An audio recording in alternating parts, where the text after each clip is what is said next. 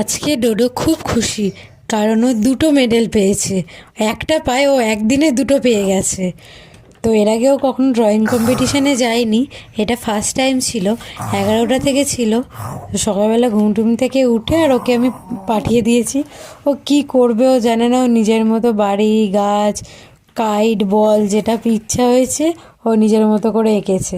আর আজকেই একই দিনে 3:30 থেকে একটা ছিল।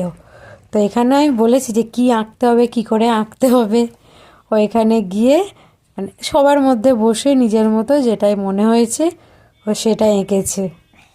সবার মধ্যে আঁকে না, তো এতজনের মধ্যে কম্পিটিশানে গেছে আর তার মধ্যে আবার দুটো পুরস্কার পেয়েছে। ও তাতেও খুব খুশি হয়েছে। বাবা, তোমার আজকে ড্রয়িং কম্পিটিশানে গিয়ে কেমন লাগলো? ভালো লেগেছে। ভালো? সবার মধ্যে এঁকেছো? হ্যাঁ। আঁকতে পেরেছো? হ্যাঁ। আচ্ছা, টাটা। টাটা।